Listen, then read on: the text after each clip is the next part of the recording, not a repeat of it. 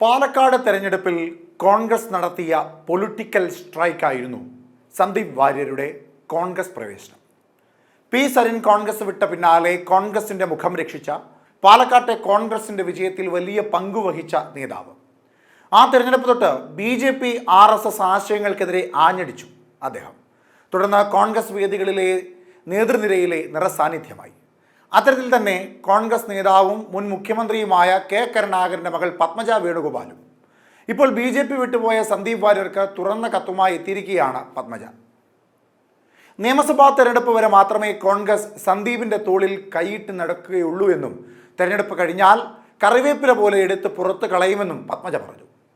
കോൺഗ്രസ് താങ്കളെ കൊണ്ട് ചുടുചോറ് വാരിക്കുകയാണ്. നിലവിലെ ഷോ നേതാക്കളുടെ കരുനീക്കങ്ങൾക്ക് ബലിയാടാകുന്ന സന്ദീപ് വാര്യരോട് സഹതാപം മാത്രമേ ഉള്ളൂവെന്നും ഫേസ്ബുക്കിൽ പങ്കുവച്ച കുറിപ്പിൽ പത്മജ പറഞ്ഞു.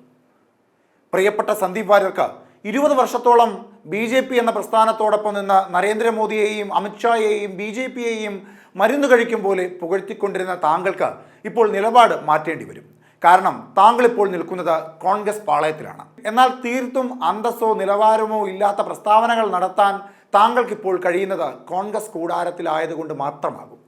നിങ്ങളെ കോൺഗ്രസിലെ റീൽസ് ഷോ നേതാക്കൾ തോളിൽ കൈയിട്ടുകൊണ്ട് നടക്കുന്നത് സന്ദീപ് വാര്യരുടെ രാഷ്ട്രീയ ഭാവി ഉയർത്താനോ ഉന്നമനത്തിലേക്ക് എത്തിക്കാനോ ഒന്നുമല്ല. വരാൻ പോകുന്ന നിയമസഭാ തെരഞ്ഞെടുപ്പ് വരെ ഇങ്ങനെ തോളിൽ കൈയിട്ട് നടക്കും. നിയമസഭാ തെരഞ്ഞെടുപ്പ് കഴിഞ്ഞാൽ കറിവേപ്പില പോലെ എടുത്ത് പുറത്തു കളയും. ഒരു സഹോദരനോട് പറയുന്ന വാക്കുകളായി താങ്കൾ ഇത് കരുതിയാൽ മതി.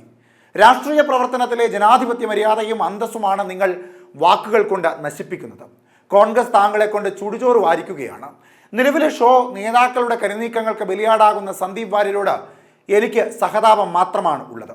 BJPയിൽ നിന്നുകൊണ്ട് എല്ലാ ആനുകൂല്യങ്ങളും സ്വന്തമാക്കി അതിരൂക്ഷമായി രാഹുൽ ഗാന്ധിയെയും കോൺഗ്രസിനെയും വിമർശിച്ചു കൊണ്ടിരുന്ന ഒരാൾക്ക് ഇത്തരത്തിൽ U-ടേൺ അടിക്കുമ്പോൾ ഉളുപ്പ് തോന്നുന്നില്ലേ എന്ന് മാത്രമേ ചോദിക്കാനുള്ളൂ.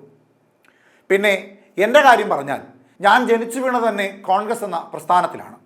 ഈ പാർട്ടിയിലെ ഒട്ടുമിക്ക ആളുകളുടെയും തനിനിറം നല്ലതുപോലെ മനസ്സിലാക്കിയിട്ടുള്ള ഞാൻ ആ പാർട്ടി വിട്ട് പുറത്തു വന്നതിന് ശേഷവും വിമർശനങ്ങളിൽ മാന്യത കാണിച്ചിട്ടുണ്ട്.